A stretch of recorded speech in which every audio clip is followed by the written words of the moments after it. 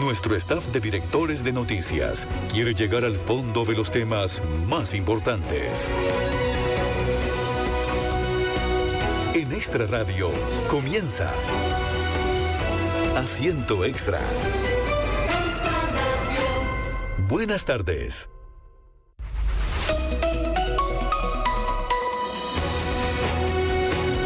¿Cómo están? Muy buenas tardes, qué gusto que nos acompañe, feliz viernes. Esperamos que esta semana haya sido de provecho para todos ustedes.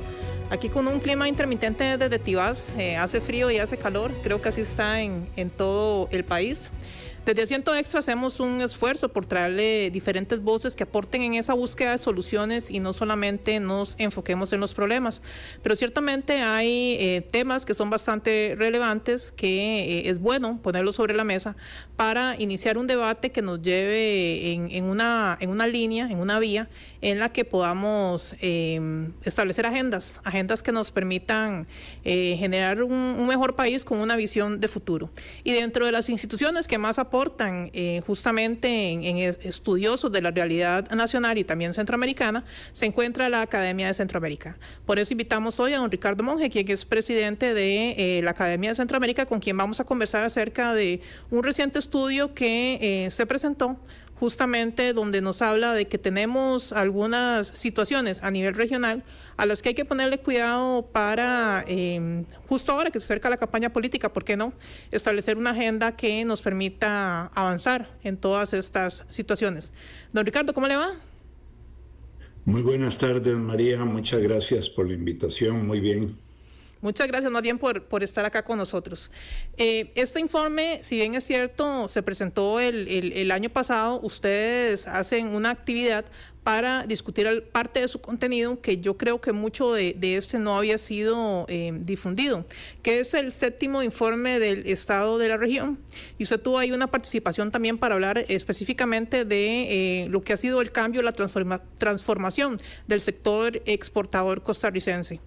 ¿Qué conclusiones le arroja este estudio, don Ricardo, a partir de que hemos cambiado, ¿verdad? La economía ha cambiado, pero también nos plantea retos.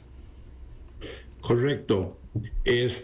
Bueno, como usted muy bien lo señala, en esta oportunidad que se presentó este informe del Estado de la región, se me pidió que hablara un poco sobre digámoslo así, retos y oportunidades que se presentan para los países de la región y también, por supuesto, para el caso particular de Costa Rica, en materia de comercio exterior.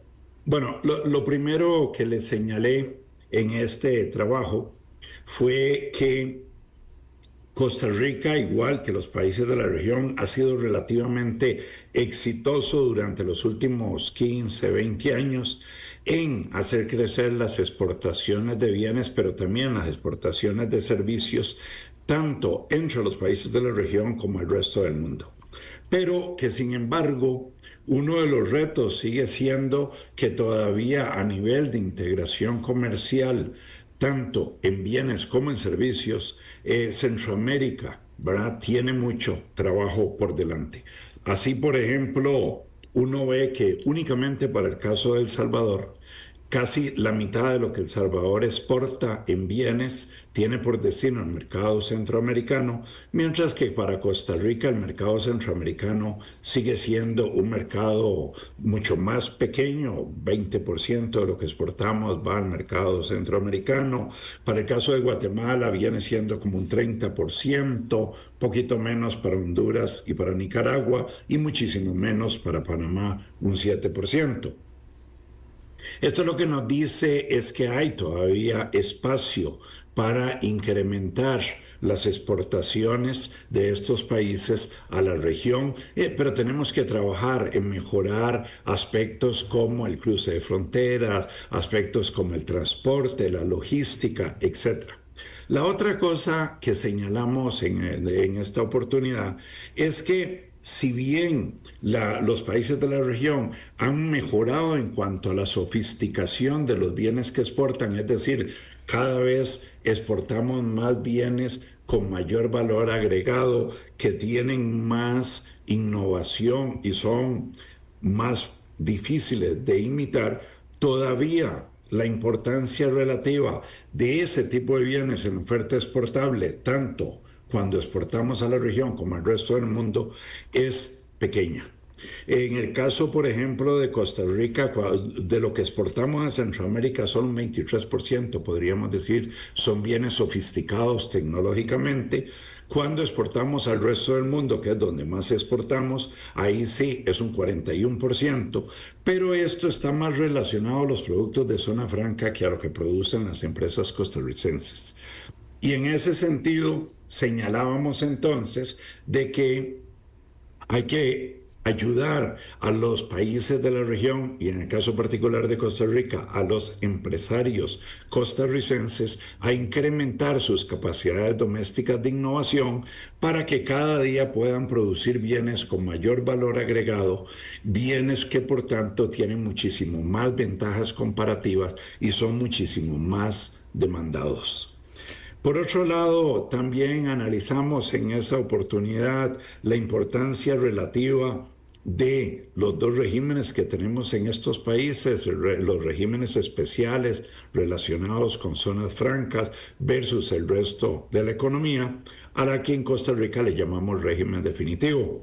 Bueno, el crecimiento de las exportaciones de bienes en zonas francas, en el caso particular de Costa Rica, es bastante significativo. Durante estos 15 años que analizamos anduvo al orden de 8% por año, mientras que las exportaciones que vienen del régimen definitivo crecen a una tasa a la mitad de esa tasa, es decir, a un 4%. Esto lo que nos dice, una vez más, ¿verdad?, es que las exportaciones del régimen definitivo pues enfrentan problemas que no enfrentan las del régimen especial, tramitología, acceso al financiamiento, etcétera, y que debemos trabajar en ese campo.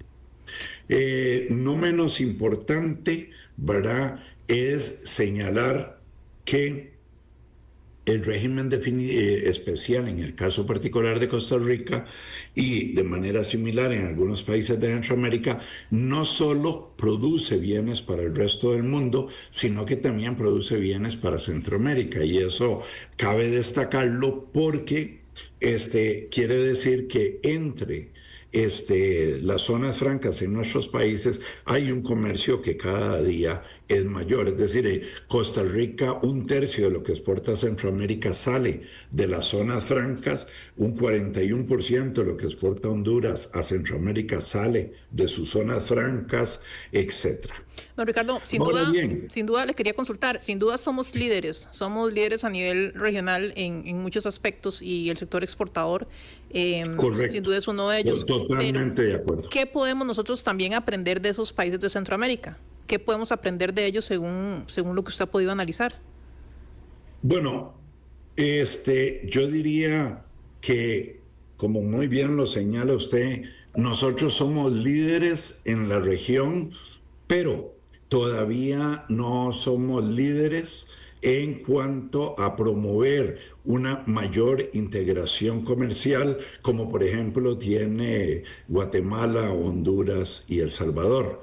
Todavía hay espacio y creo yo que Costa Rica puede jugar un rol muy importante en ser líder, en promover esa integración. ¿A qué le llamamos integración comercial? ¿Qué entendemos por eso? A que comerciemos muchísimo más entre nosotros de lo que lo estemos haciendo, a que aprendamos a ser parte conjunta de cadenas de valor. Por ejemplo, este es un reto para no solo Centroamérica, sino para América Latina. Luego de África, América Latina, incluyendo Centroamérica, es la región que está menos integrada en el mundo.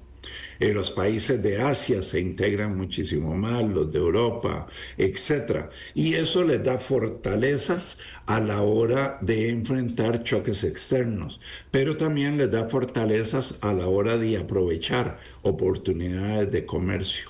Y es una crítica del informe también eso, don Ricardo, porque nos dice que no actuamos en bloque. Exactamente, no estamos en bloque. Y eso, repito, podría ser bastante interesante para aprovechar oportunidades como las del nearshoring y oportunidades de ese tipo. Hay un tema que nos interesó mucho resaltar en esta oportunidad. Y es que cuando se habla de comercio, se tiende a pensar siempre, principalmente en el comercio de bienes. Y a nivel mundial, eso está cambiando desde hace ya muchos años. Hoy por hoy, el crecimiento del comercio es más importante en servicios que en bienes. Y en el caso de servicios, los servicios digitales o modernos, que son aquellos servicios que se pueden demandar y suplir a través de la Internet, son los que muestran las tasas de crecimiento más grandes. De hecho, hay nuevos estudios que señalan que ya a nivel mundial, si sumamos el comercio de servicios más los servicios que están integrados en las exportaciones de bienes, el comercio mundial es hoy por hoy mayoritariamente un comercio de servicios más que un comercio de bienes.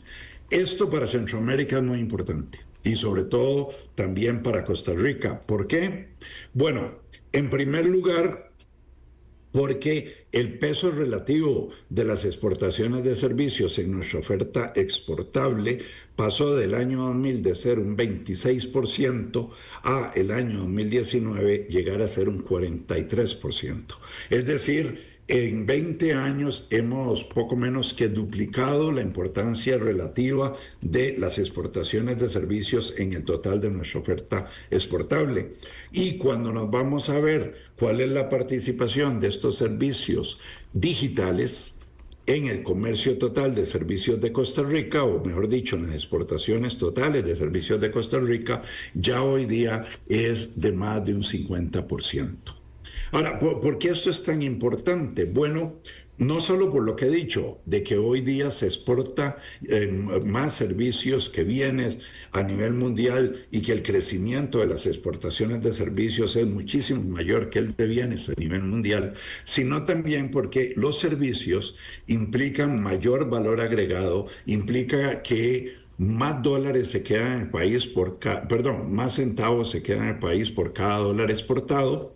Y además es un sector sumamente intensivo en recurso humano. Y entonces, hoy por hoy, hay 4 países que en toda América Latina son líderes, en esto de exportación de servicios digitales: Brasil, México, Argentina, y el cuarto lugar es Costa Rica.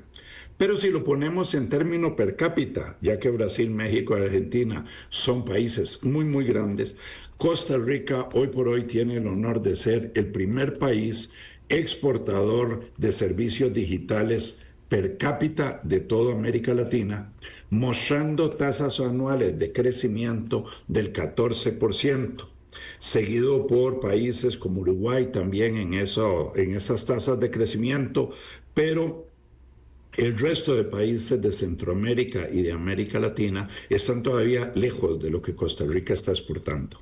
Y esto me parece es una extraordinaria noticia para Costa Rica, porque está mostrando que hemos hecho una tarea muy, muy importante de formación de recurso humano, de apertura económica en la importación de hardware y software, de mejora en la infraestructura de telecomunicaciones y apoyo al sector exportador de tecnologías de información y comunicación, que nos posiciona hoy como líderes de América Latina en la exportación de servicios digitales al mundo. Hay un estudio reciente, don Ricardo, que también es de la Cámara de Comercio de Centroamérica, que resalta también esa ventaja de Costa Rica, pero también habla de la dificultad para tener suficiente talento, suficiente recurso humano para llenar las plazas. Y habla plantea un tema que también este estudio lo sugiere, y a mí me parece que es interesante, y es que aparentemente el fenómeno demográfico, ¿verdad?, de la baja de la natalidad, nos está impactando más a nosotros que al resto de países. Entonces sugerían ellos que por qué no traer personal del resto de Centroamérica, o que es una posibilidad que vamos a tener que abordar como país, justamente para poder dinamizar aún más un sector que, como usted bien lo dice, ha tenido un crecimiento enorme en los últimos años. Yo diría que hay varias políticas que se deben seguir, María, en línea con lo que usted muy bien está explicando. Una es, Costa Rica debería ya contar con una política migratoria selectiva. Es decir, una política migratoria que favorezca la entrada de extranjeros en el país que, como usted muy bien dice, tengan cierto nivel de calificación y que puedan ayudar a llenar esas vacantes que no podemos llenar en este momento en el mercado laboral de recurso humano calificado. Esa política migratoria selectiva también nos podría ayudar a atraer personas no solo de Centroamérica, sino de otros lugares también, con altos niveles de educación. Estoy hablando de maestrías, estoy hablando de doctorados en carreras STEM, es decir, ciencia, tecnología, matemática, que ayude a formar profesionales en las universidades.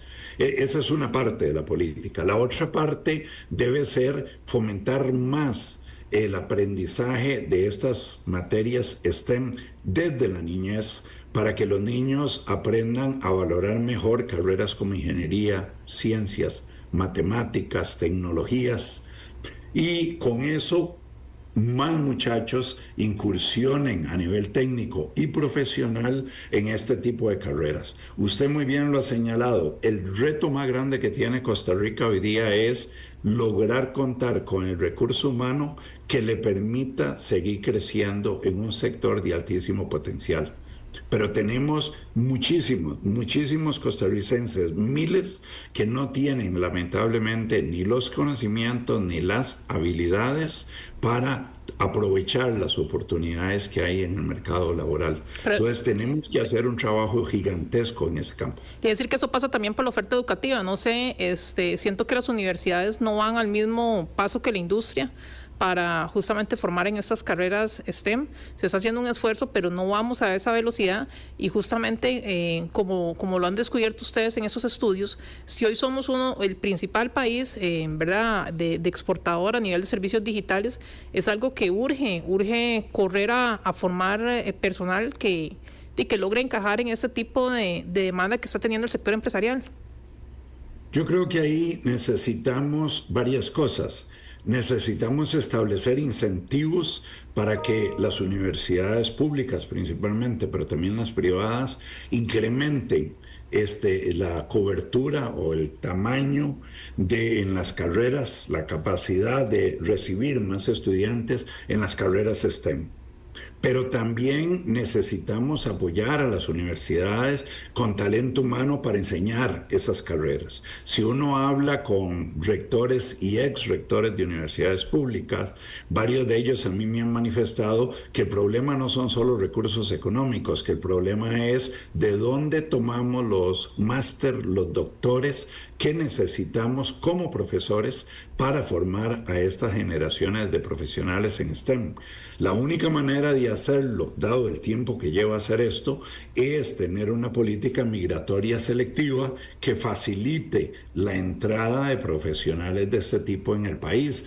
Por ejemplo, facilitando que trabajen en empresas extranjeras y nacionales, pero que a su vez parte del tiempo lo utilicen enseñando STEM en las universidades o en colegios técnicos, de manera que podamos formar rápidamente o más rápidamente de lo que lo hacemos hoy día, profesionales en este campo, pero también profesores en este campo. Esa política, yo sé que mucha gente va a decir, es una locura, que aquí hay gente desempleada, pero el problema es que esa gente desempleada no la vamos a poder emplear en esos sectores porque no está calificada. Y si no hacemos eso, otros países ya tienen esas políticas, Estados Unidos, la Unión Europea y muchos otros países, y se roban el talento que hay en el mundo. Ahora que usted mucha gente desempleada también, don Ricardo, hay un tema importante y es el encadenamiento. El encadenamiento productivo, porque si bien es cierto, tal vez estas personas no podrían trabajar en eso, sí podrían desarrollar otro trabajo que puedan vender a una empresa que a su vez venda a otra, y es algo en lo que yo no sé si le hemos sacado suficiente provecho Como usted decía, a nivel de Centroamérica estamos un poquito aislados en eso. ¿De qué manera se podría potencializar aún más? Yo sé que la promotora de comercio exterior hace un gran esfuerzo en ese sentido, pero sí siento que a veces nos quedamos un poquito corto como para poderle dar trabajo a las pymes, ¿verdad? En Costa Rica, que puedan proveer servicios justamente a zonas francas y demás, porque sí preocupa que en el caso del régimen definitivo que lo conforman nuestras empresas locales no crezcan al mismo ritmo que las empresas que se ubican en zonas francas.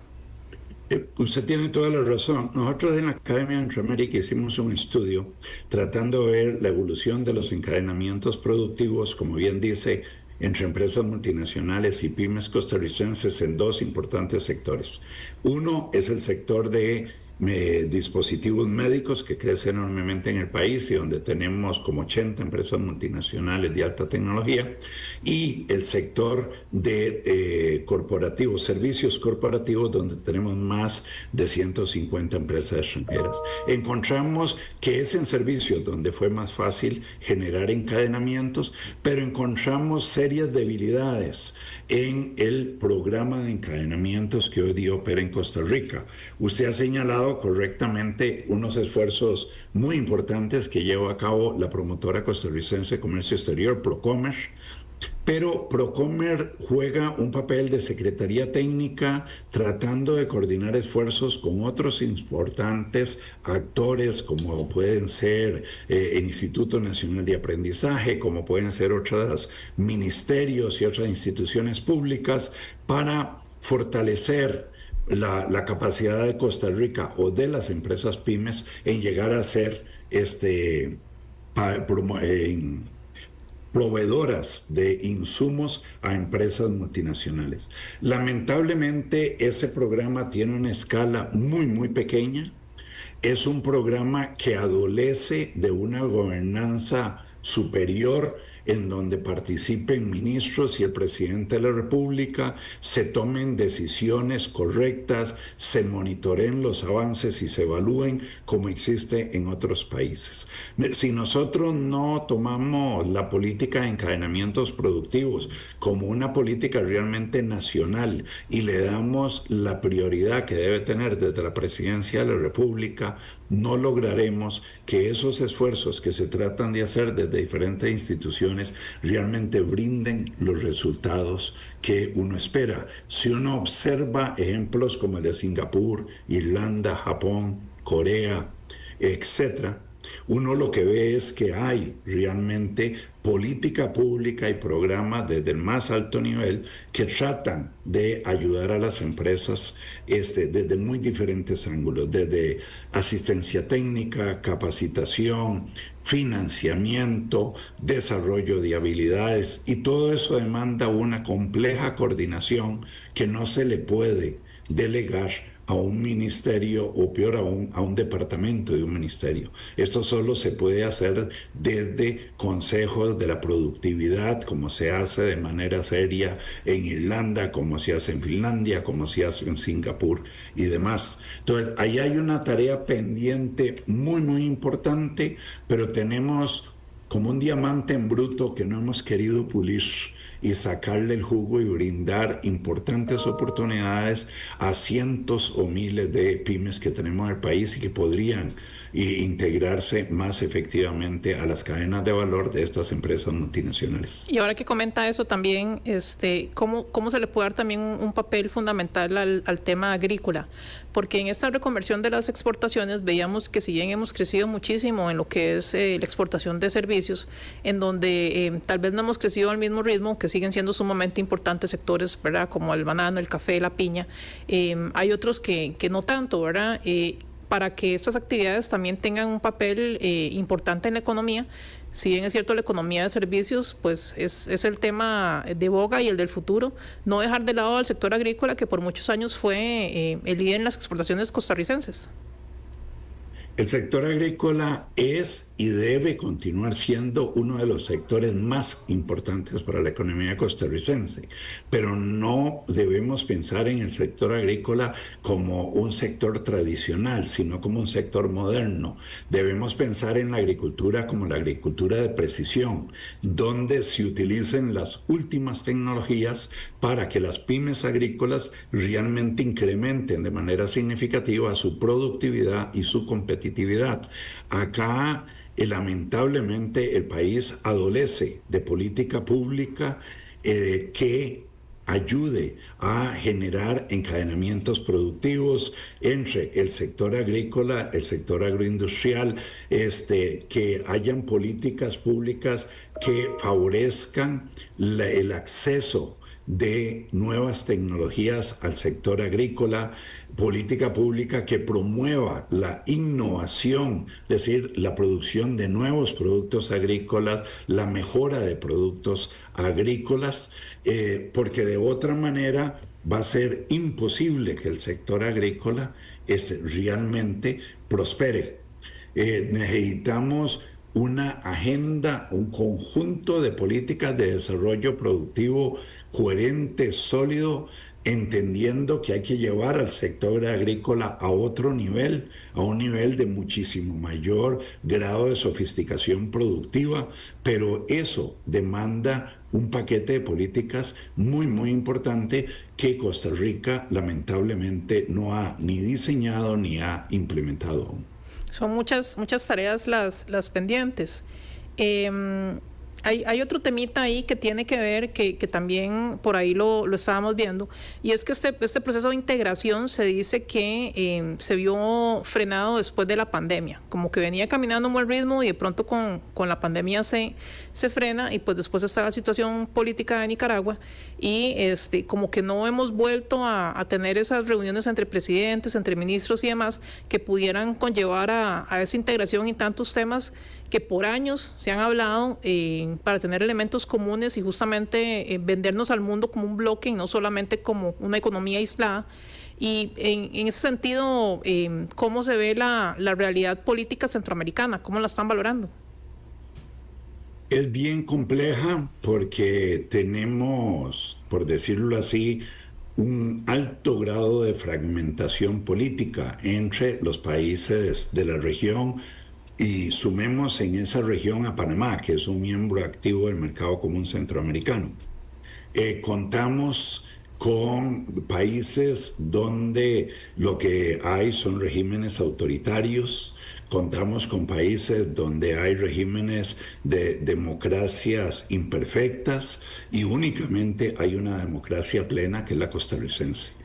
En ese entorno, y como muy bien lo señala usted, después de la crisis del COVID, ha sido bastante difícil lograr que las instituciones de integración económica hayan vuelto a funcionar de manera proactiva hacia un mayor grado de integración comercial entre estos países. Estamos hablando de instituciones como la SICA, como el CIECA, ¿verdad? Y una tarea fundamental es tratar de explorar avenidas por medio de las cuales pudiéramos trabajar más en conjunto los centroamericanos empleando las herramientas de integración comercial que tenemos, las instituciones que tenemos, pero efectivamente ha sido lamentable que dada la coyuntura política en la que estamos viviendo, no haya sido posible movernos en esa dirección.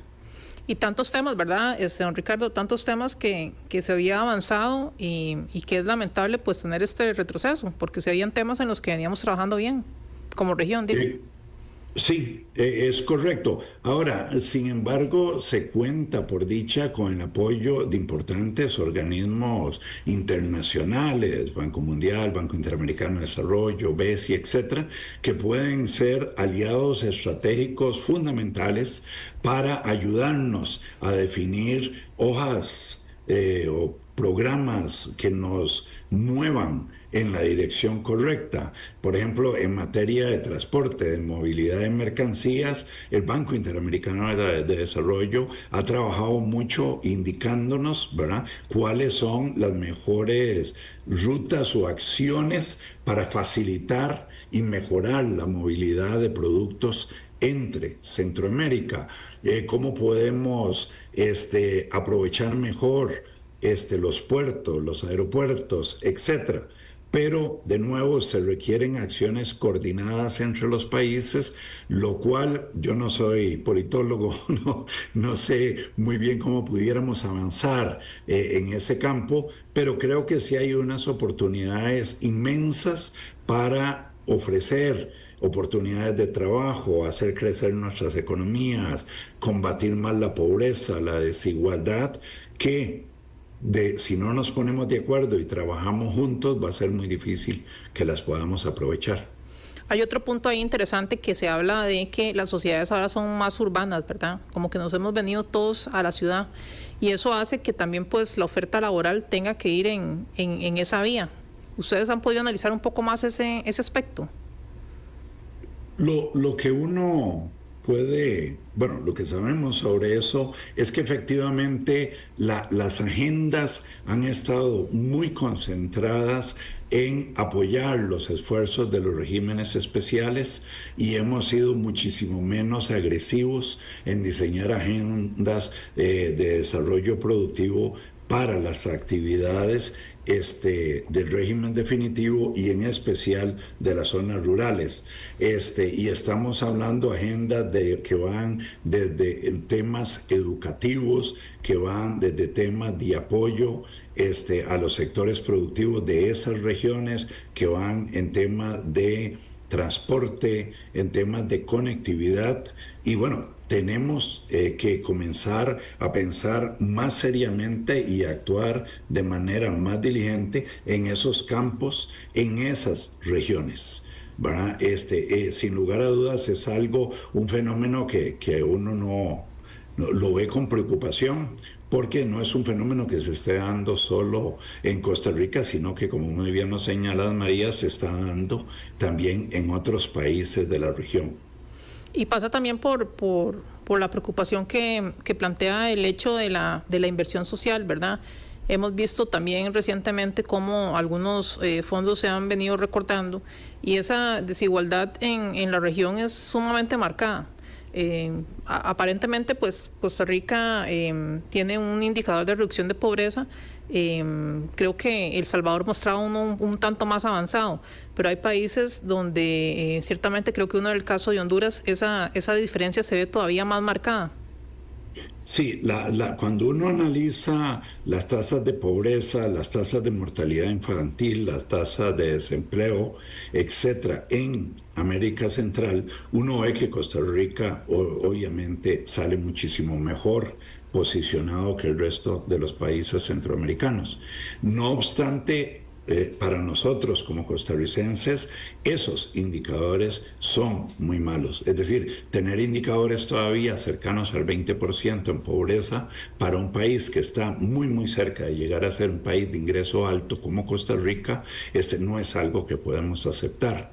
Tener tasas de desempleo, ¿verdad?, como las que tenemos, tener hoy día 60,000 personas menos empleadas de lo que teníamos en el año 2019, habiendo crecido la población, es algo que es inaceptable, ¿verdad? Nosotros, creo yo, necesitamos entender que cualquier esfuerzo que se haga en el campo económico tiene que tener por norte la mejora de los indicadores sociales. Es decir, las economías no deben crecer por crecer, deben crecer para generar bienestar para la mayoría de las poblaciones, si es que queremos fortalecer el régimen de democracia que tenemos y si queremos tener un crecimiento inclusivo. Entonces, me parece que ahí los estudios muestran claramente que si bien Costa Rica aparece con una mejor foto que el resto de Centroamérica, todavía tiene una tarea muy, muy importante que llevar a cabo en esos campos. ¿Cómo hacer también, don Ricardo, que ese empleo que generemos a nivel de la región sea un empleo de calidad, ¿verdad? Porque es lo que hablábamos ahora. Puede ser que haya personas que estén dispuestas a trabajar, pero que no sea realmente lo que se está necesitando. No sé, todos los años y cada vez que vienen las campañas políticas volvemos al mismo tema, pero pasa el tiempo y no vemos que haya una concordancia, un vínculo entre esa oferta educativa y lo que realmente está demandando el mercado, que finalmente es el empleador.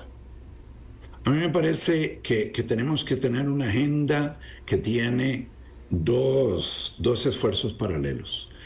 Por un lado, preguntarnos cuáles actividades son intensivas en recursos humanos de baja calificación para ver cómo las podemos apoyar para que crezcan más y cómo al mismo tiempo podemos de manera rápida capacitar a algunas personas para que aprovechen esas oportunidades. Y las mujeres, que son de las más afectadas en términos de desempleo, correcto, perdón que lo interrumpa, y que son jefas de hogar. Mujeres, me refiero a sectores como el turismo, donde usted coge una persona que ya terminó o llegó por lo menos a estudiar parte de la secundaria, le enseña un idioma como el inglés, no de manera perfecta, pero sí con cierta capacidad o cierto dominio, y usted la puede rápidamente insertar en el sector turismo.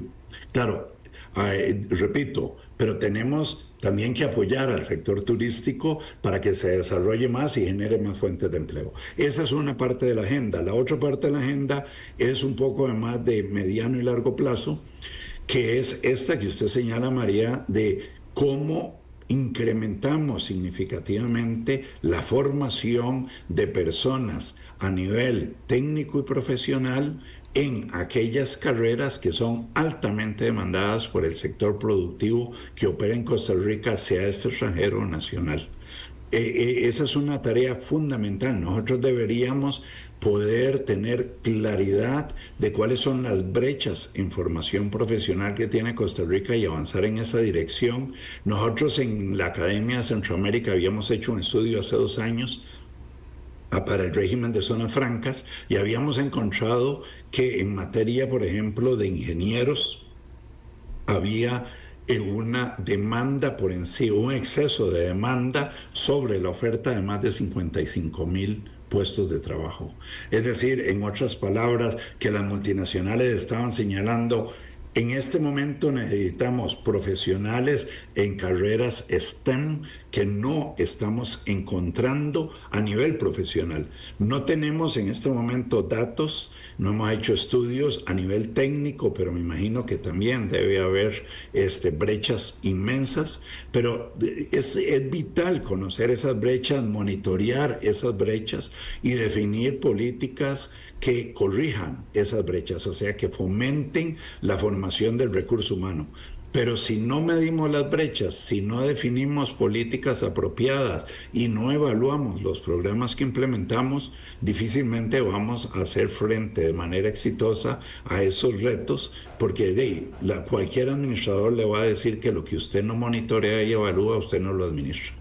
Ahorita que estoy viendo aquí desde nuestra ventana el cielo que parece que va a llover, hay otro gran tema que a veces no le ponemos mucha mente o creemos que es aislado o que no tiene que ver con nosotros, y es el clima, el factor del clima, que también, ¿verdad?, de una manera puede repercutir en nuestras economías. Recientemente veíamos un informe por parte del Ministerio de Hacienda donde nos decía que un 80% de la economía estaría en riesgo por temas climáticos. ¿Ustedes han podido abordar ese tema desde la academia?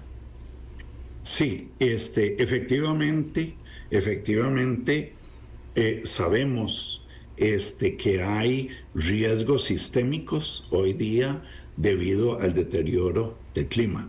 Es decir, temas como lo que son eventos climáticos, desastres climáticos, sabemos que impactan de manera significativa a algunos sectores económicos y a algunas regiones más que a otras, lo cual lamentablemente puede redundar en problemas sistémicos, ¿verdad? En algunos casos hasta para actividades del sector financiero, actividades como las de seguros y otras.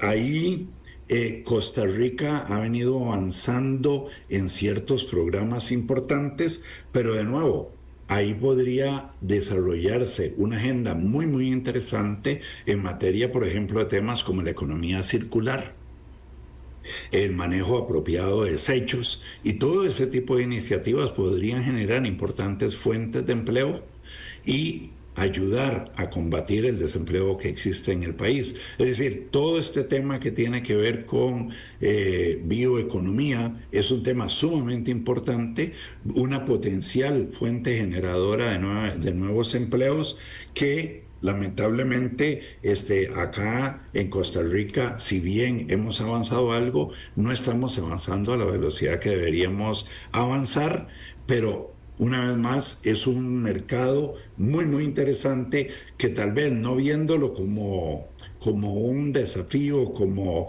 un problema, sino más bien como una oportunidad, podría ser algo muy valioso. Y justamente todos esos estudios que ustedes hacen constantemente y que todos son muy interesantes, eso es aprovechado, diría usted, por el sector de gobierno, porque justamente una forma de que podamos poner esos temas sobre la mesa y que se busquen soluciones, que haya una construcción de soluciones, pasa por el tema de las alianzas público-privadas, que si bien es cierto, se están dando en algunos aspectos, el recurso no es tan aprovechado como uno desearía, ¿verdad? Sí, nosotros como Academia de Centroamérica procuramos, en la medida que nos sea posible, que todos los trabajos que hacemos estén al acceso de los tomadores de decisión. Todos nuestros estudios están de manera digital en nuestra página web, son de acceso gratuito para cualquier persona. Tratamos de hacer actividades y eventos donde diseminamos el conocimiento de los estudios, las recomendaciones de política. En algunas oportunidades hemos tenido la oportunidad de participar hasta en equipos de trabajo del gobierno, donde se nos pide presentar los hallazgos y recomendaciones de política de algunos de nuestros estudios. Recientemente estuvimos con el Consejo Nacional de Salarios presentándoles un estudio sobre el desacople entre el crecimiento de la productividad en sectores productivos de Costa Rica y el crecimiento de los salarios reales, un tema que para ellos es muy importante, explicándoles cuáles son las implicaciones, retos que enfrentamos en ese campo, qué tipo de recomendaciones de política hacíamos, y desde ese punto de vista tratamos de aportar un granito de arena para la solución de los problemas nacionales. Pero obviamente, ¿verdad?, le compete a las autoridades de turno ser quien defina los programas, las acciones, quienes los deben monitorear, los deben evaluar, para estar seguros de que se están obteniendo los resultados deseados. En ese sentido, también tienen importantes estudios en materia de pensiones, don Ricardo. Es un tema que ustedes han analizado bastante, y es que ese tema que comentábamos al principio del programa, pues realmente preocupa, y es el hecho de que cada vez haya más envejecimiento de la población, y la oferta laboral tal vez no camine al mismo ritmo o de la mano con ese envejecimiento de la población, que no sé si de alguna manera tendrá que ir cambiando la estructura productiva, o no sé qué análisis hacen ustedes. También han analizado ustedes el tema de la automatización que muchas empresas ya están utilizando en el país, supermercados, bancos, vemos que ya lo utilizan, con ese tema de la inteligencia artificial también. Todo esto plantea retos, ¿verdad? Y esos retos están en la puerta de la esquina, como quien dice.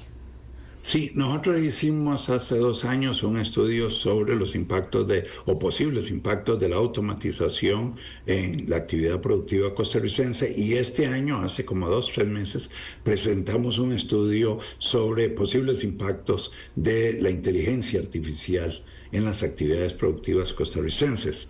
Ahí hay 2 mensajes yo diría 2 o 3 mensajes importantes. El primero es que la automatización modifica los puestos de trabajo, más que desplazar personas de puestos de trabajo, lo que hace es modificar puestos de trabajo, lo cual demanda una acción proactiva de parte de instituciones educativas para ayudar en la preparación del recurso humano que está por salir al mercado laboral y para reentrenar el recurso humano que está en el mercado laboral. Porque quienes más se ven afectados por la automatización son las personas de menor nivel de calificación. El otro mensaje que tenemos es que en el caso de la inteligencia artificial es una herramienta muy poderosa para incrementar la productividad del recurso humano que está calificado. Aquellos profesionales o técnicos cuyo conocimiento puede ser potenciado significativamente a través del uso de la inteligencia artificial. Si bien esto es muy positivo, nos señala un reto importante y es el siguiente. Si por un lado la automatización impacta mayoritariamente a las personas que tienen bajos niveles de calificación, los impacta negativamente. Y por otro lado, la inteligencia artificial impacta positivamente a las personas con altos niveles de calificación, esto puede generar un ensanchamiento, ¿verdad?, en la desigualdad salarial y de oportunidades en el mercado laboral si no lo atendemos apropiadamente. Ahí hay muchísimo trabajo que se debe hacer. Ahí, por ejemplo, deberíamos estar pensando muy seriamente en programas de reskilling y upskilling, es decir, de reentrenamiento y mejora de los conocimientos de los trabajadores en el mercado laboral. Ahí todo lo que son colegios técnicos, el INA, etcétera, jugarían un papel fundamental en ayudar a aprovechar las oportunidades que brinda la automatización y la inteligencia artificial, pero al mismo tiempo, ¿verdad?, evitando que se nos queden rezagados o desplazados importantes segmentos de la población. Ahora que menciona al INA, al Instituto Nacional de Aprendizaje, realmente es preocupante porque ellos mismos manejan el dato que son como 50,000 personas las que se van quedando por fuera para el estudio del inglés. Y ahora que está la tecnología también uno siente como que está ese rezago y ahora es una combinación, ¿verdad? Rezago en tecnología y rezago en inglés. Y yo creo que el INE es una de las instituciones que deberían fortalecerse más, ¿verdad? Se habla también de los colegios técnicos, pero es que es justamente, es decir, ellos son los que están generando las posibilidades de que las personas puedan encontrar trabajo más fácilmente para después prepararse de una mejor manera. Pero inicialmente tenemos que darles una base, don Ricardo, una base a la población. Sin lugar a dudas. En el tema del inglés, eso no lo estamos diciendo nosotros ahora. Hay muchos otros costarricenses que lo han venido señalando desde hace ya varias décadas. Costa Rica debería tener una política de bilingüismo desde la primaria o desde el kinder, ¿no?, o antes del kinder. Porque hoy por hoy en el mundo necesitamos que todo costarricense, hombre y mujer, tenga la capacidad de manejar un segundo idioma y ojalá mayoritariamente el inglés, que es el idioma de los negocios. Eso por un lado. En materia de las nuevas tecnologías, también, ¿verdad?, deberíamos poder ser capaces, por ejemplo, desconozco en este momento dónde está el nivel de enseñanza de las tecnologías de información y comunicación a nivel de escuela y colegio. Yo me acuerdo que era lo que hacía la Fundación Omar Dengo con el Ministerio de Educación Pública en ese contexto, ¿va? Pero repito, desconozco actualmente cuáles programas tiene el MEP en ese campo. Pero esa es una área sumamente importante porque son ese tipo de herramientas las que le permiten a la persona emplearse. Si usted ve la cantidad de puestos de trabajo que se anuncian en las ferias, muchas veces no se llenan, no porque el costarricense no tenga los conocimientos que se demandan, sino porque no tiene un segundo idioma. o su nivel de dominio de ese segundo idioma es muy débil.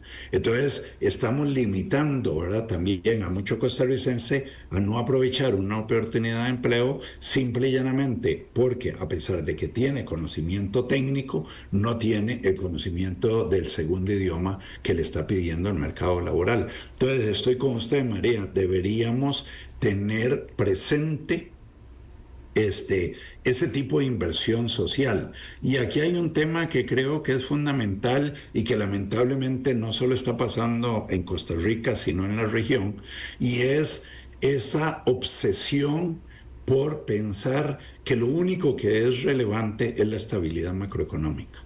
Yo como economista abogaré siempre por la estabilidad macroeconómica, pero se nos olvida que la estabilidad macroeconómica es una condición necesaria pero no suficiente para el crecimiento económico.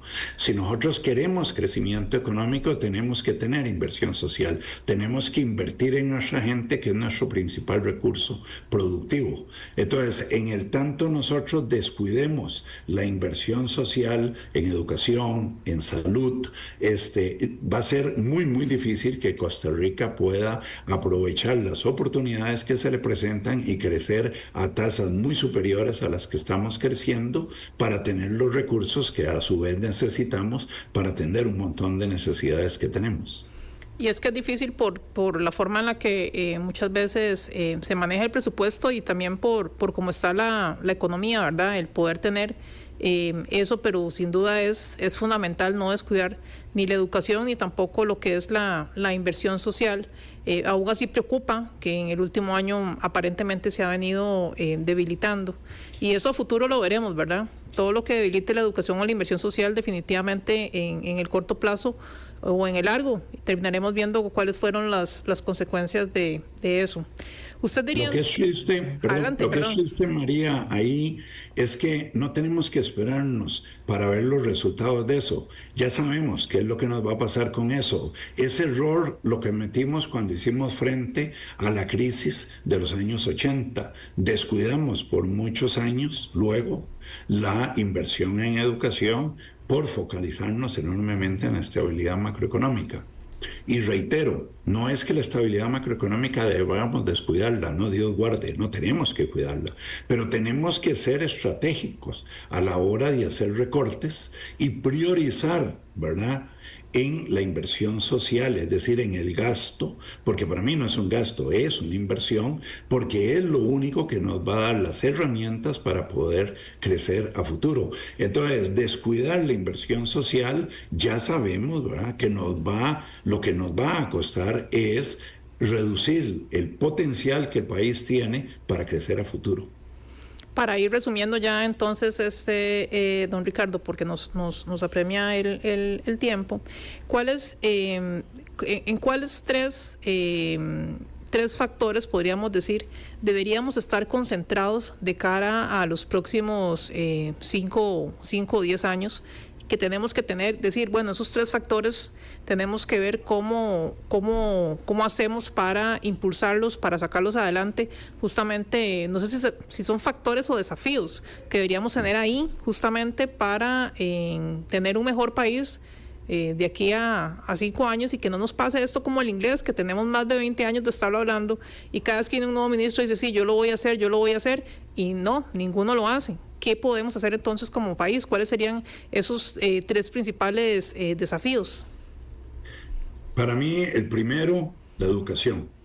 Nosotros deberíamos plantearnos seriamente dónde queremos llegar en materia de educación y por ende ser consistentes, invertir los recursos que haya que invertir, modificar las leyes que haya que modificar, fortalecer las instituciones que haya que fortalecer, pero esa debería ser nuestra primera prioridad: educación, educación y educación.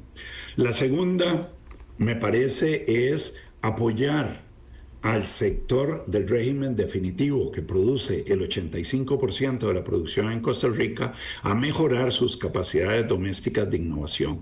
Si el sector del régimen definitivo no se vuelve un sector innovador, va a ser muy, pero muy difícil verlo crecer a las tasas a las que crecen las empresas del régimen especial, que son, ¿verdad?, empresas innovadoras. Y el tercero, me parece a mí, tenemos que trabajar muy seriamente en un plan nacional de empleo que favorezca la incorporación de las mujeres y de los jóvenes en la fuerza laboral. Porque los jóvenes justamente son de los que más se enfrentan a la dificultad en este momento de conseguir empleo. Y ahora que desgraciadamente hemos visto un aumento de la violencia y del crimen organizado en nuestro país, pues se encuentran ahí también un portillo por donde generar ingreso fácil, y deberíamos estar apostando a otra forma de hacer las cosas, ¿cierto? Así es. Nosotros tenemos que preocuparnos porque hay un segmento importante de los jóvenes de 15 a 34 años que no tienen hoy día ni los conocimientos ni las habilidades para poder trabajar en la actividad económica formal, y eso, ¿verdad?, los está afectando enormemente, y como muy bien usted dice, se vuelven una presa fácil, y perdón que lo diga en esa forma, pero una presa fácil del narcotráfico. Lo mismo sucede en el caso de las mujeres. Nosotros tenemos ya no un bono poblacional, pero sí un bono de género.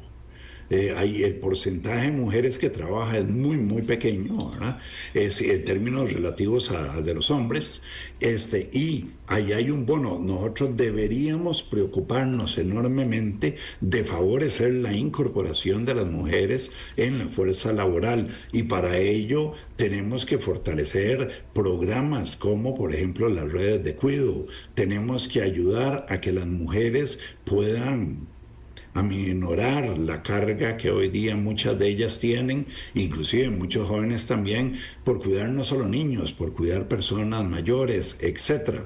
O sea, tenemos que preguntarnos por qué a las mujeres les es más difícil que a los hombres participar en el mercado laboral. Ya hay estudios que nos dicen eso, ¿verdad? Y entonces atender esas necesidades para aprovechar este bono de género.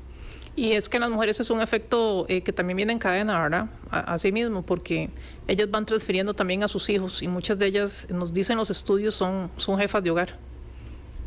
Así es, sin lugar a dudas. Entonces, don Ricardo, le agradezco mucho que haya estado con nosotros hoy. No sé si quiere darme una breve conclusión. Muy provechoso con usted la conversación, como siempre, y esperamos realmente que estas ideas que ustedes tienen, esos estudios en la Academia de Centroamérica, puedan ser aprovechados por los tomadores de decisión, y ojalá haya un acercamiento, porque en la base del estudio podemos encontrar muchas ideas y muchas herramientas de cómo hacer las cosas y cómo desarrollar un mejor país. Bueno, lo único que yo diría, María, en adición a lo que hemos comentado, es lo siguiente. En primer lugar, pues darle las gracias por la oportunidad de conversar hoy sobre estos temas que a ambos nos interesan tanto por el bienestar del país. Pero en segundo lugar, lo más importante es que creo que los costarricenses en general tenemos claros cuáles son nuestros más importantes retos. Y lo que realmente necesitamos es, basado en estudios sólidos, profesionales, con datos, sentarnos a dialogar y ponernos de acuerdo en cuáles son soluciones políticamente viables que nos ayuden a avanzar en una agenda que al final te permita tener una Costa Rica con un mayor nivel de bienestar para la gran mayoría de los costarricenses. Bueno, Ricardo, muchísimas gracias por habernos acompañado. Esperamos que no sea la última vez, y que ahí próximamente podamos estar abordando otros temas de estudio que ustedes constantemente realizan como un aporte a la ciudadanía de la Academia. Muchas gracias, María. Ha sido un verdadero placer. Muchas gracias. Gracias. A todos ustedes también le damos las gracias por habernos acompañado. Si Dios lo permite, nos escuchamos el próximo viernes. Espero que este fin de semana sea de provecho y de descanso para todos ustedes. Siga en compañía de Extra Radio por la 92.3. Nos escuchamos.